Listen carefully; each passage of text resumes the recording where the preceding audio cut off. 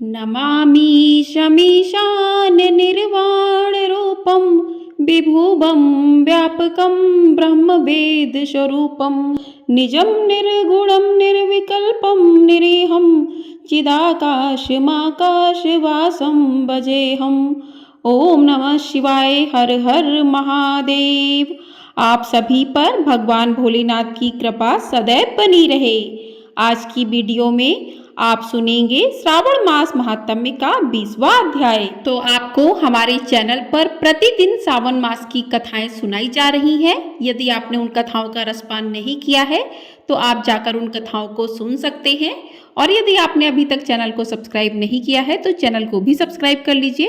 हमारे चैनल पर आपको सारे व्रत त्योहार की कथाएं सुनने को मिलेंगी। तो चलिए आज सुनते हैं श्रावण मास महात्म्य का 20वां अध्याय। कथा शुरू करने से पहले भगवान भोलेनाथ का ध्यान करते हैं, उसके बाद कथा को प्रारंभ करते हैं। ओम नमः शिवाय। श्री शिवाय नमस्तभ्यम। तो आज की कथा में श्रावण मास में त्रयोदशी और चतुर्दशी को किए जाने वाले कृत्यों का वर्णन किया गया है। भगवान शंकर बोले कि हे सनत कुमार, अब मैं आपके समक्ष त्रयोदशी तिथि का कृत्य कहता हूँ। इस दिन 16 उपचारों से कामदेव का पूजन करना चाहिए। अशोक, मालती पुष्प, देवताओं को प्रिय कमल, कौसुंभ तथा बकुल पुष्पों और अन्य प्रकार के भी सुगंधित पुष्पों, रक्त, अक्षत, पीले चंदन, शुभ सुगंधित द्रव्यों तथा पुष्टि प्रदान करने वाले तथा तेज की वृद्धि करने वाले अन्य पदार्थों से पूजन करना चाहिए। नैवेद्य और मुख के लिए रोचक तांबुल अर्पित करना चाहिए। तांबुल में चिकनी उत्तम सुपारी, खैर, चूना, जावित्री, जायफल, लवंग, इलायची, नारिकेल बीज के छोटे टुकड़े, सोने तथा चांदी के पात्र, कपूर और केसर, इन पदार्थों को मिलाना चाहिए। मगध देश में उत्पन्न होने वाले श्वेत वर्ण पके हुए पुराने दृढ़ तथा रसमय तांबुल शवरासुर के शत्रु कामदेव की प्रसन्नता के लिए अर्पित करना चाहिए। उसके बाद मोम से बनाई गई बत्तियों से कामदेव का निराजन करें और पुनः पुष्पांजलि प्रदान करें। इसके बाद उनके नामों से प्रार्थना करें, जो कि इस प्रकार से है।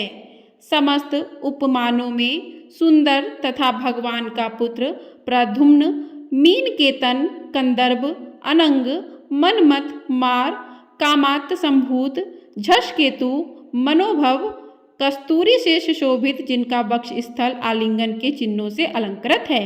हे पुष्पधनवन, हे शवरासुर के शत्रु, हे कुसुमेश, हे रतिपति, हे मकरध्वज, हे पंचेश, हे मदन, हे समर, हे सुंदर, देवताओं की सिद्धि के लिए आप शिव के द्वारा दग्ध हो गए।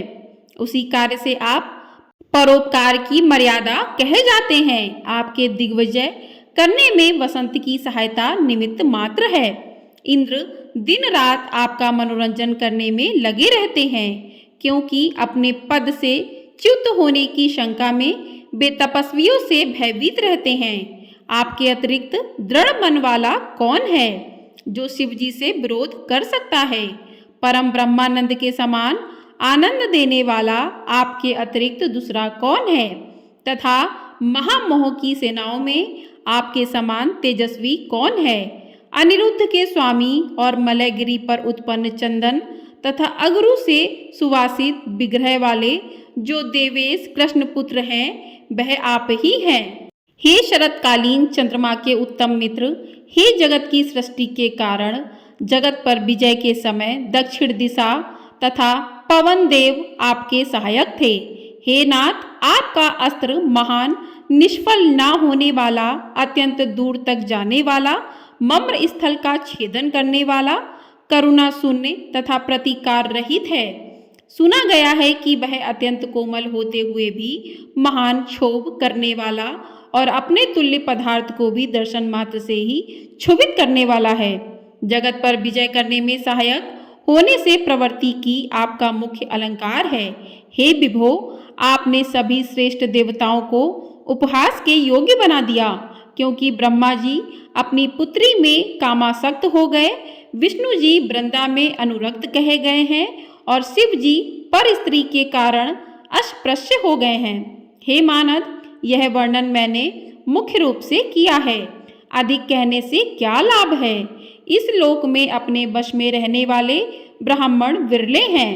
अतः हे भगवान, इसकी की गई पूजा से आप प्रसन्न हो।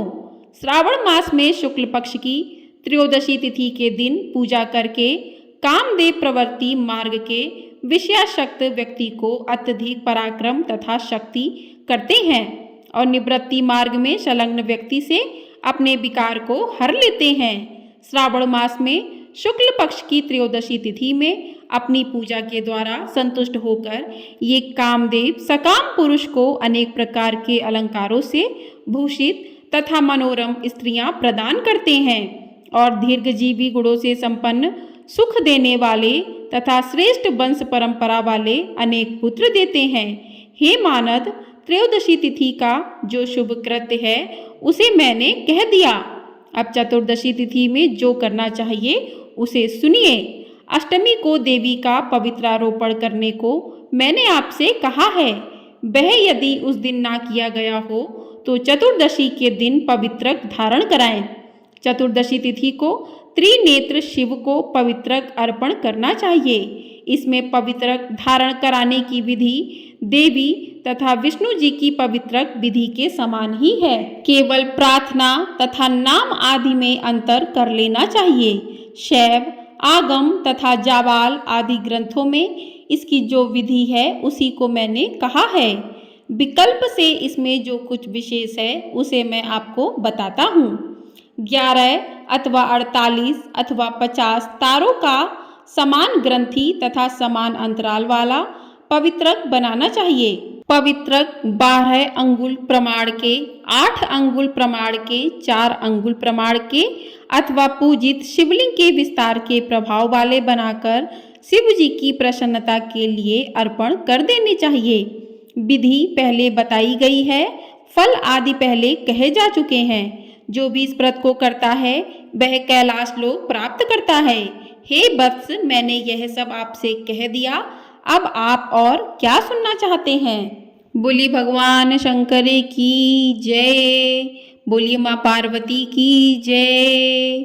इस प्रकार श्री स्कंद कुमार पुराण के अंतर्गत ईश्वर सनत कुमार संवाद में श्रावण मास महात्म्य में त्रयोदशी चतुर्दशी कर्तव्य कथन नामक 20वां अध्याय पूर्ण हुआ।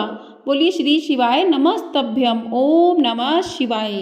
आइए अब सुनते हैं कि सावन मास में भगवान शिव और एक बूढ़ी माँ की कहानी कि बूढ़ी माँ की भक्ति से भगवान भोलेनाथ किस प्रकार से प्रसन्न हुए और उसकी मनोकामनाओं को पूरा किया।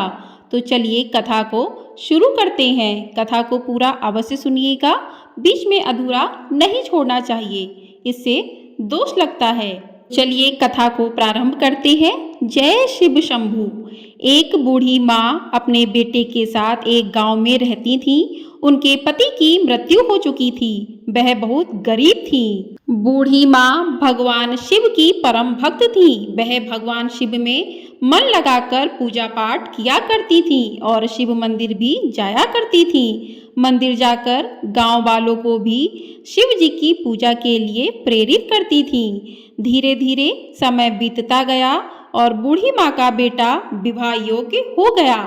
बूढ़ी माँ ने एक सुंदर और सुशील लड़की से अपने बेटे का विवाह किया। बूढ़ी माँ की बहू भी घर आ गई। बहू पूजा पाठ बिल्कुल भी नहीं करती थी। उसे अपनी सास की कोई भी बात पसंद नहीं आती थी। एक दिन बूढ़ी माँ ने अपने बेटे से कहा, बेटा, पहले तो हमें जैसे तैसे गुजारा कर लेते थे, लेकिन अब तो घर में बहू आ गई है। अब इतनी में घर का गुजारा नहीं होता है।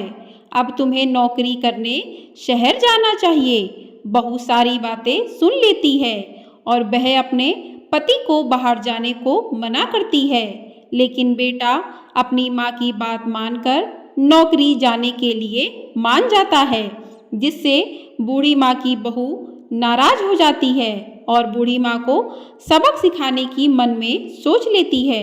बूढ़ी माँ का बेटा शहर जाने को तैयार होता है और जाते समय अपनी पत्नी से कहता है कि देखो तुम माता का अच्छे से ख्याल रखना, उन्हें टाइम से खाना खिलाना, उनकी देखभाल करना। अगर कुछ परेशानी हो जाए तो डॉक्टर को भी दिखा देना। उनका बच्चों की तरीके ख्याल रखना क्योंकि वह बहुत बूढ़ी हो गई हैं। उन्हें परेशान मत करना। यह कहकर बेटा शहर चला जाता है। एक दिन की बात है कि बूढ़ी माँ की साड़ी फट जाती है तो वह अपनी बहू से कपड़े मांगती है। बहू कपड़े लेने जाती है। वह मन में सोचती है कि मेरे पति ने कहा था मेरी माँ का बच्चों की तरह ख्याल रखना, तो इन्हें बच्चों वाले कपड़े ही पहनने चाहिए। फिर बहू सास के लिए बच्चों वाले कपड़े ले आती है और बहू वही कपड़ा सास को दे देती है। बूढ़ी माँ यह देखकर बहुत दुखी होती हैं, पर क्या करती, शरीर को तो ढकना ही था। तो बूढ़ी माँ कपड़े पहन लेती हैं। फिर बहू खाना लाती है। खाना लाते वक्त बहू सोचती है कि बच्चे तो छोटी कटोरी में खाते हैं, तो माँ जी को यह थाली में खाना क्यों? तब बहू बूढ़ी माँ को छोटी सी कटोरी में खाना देने लगती है। बूढ़ी माँ बहुत दुखी हो जाती और अपना सारा ध्यान भगवान शिव में लगा लेती हैं। दिन भर भगवान शिव की पूजा करती रहती हैं।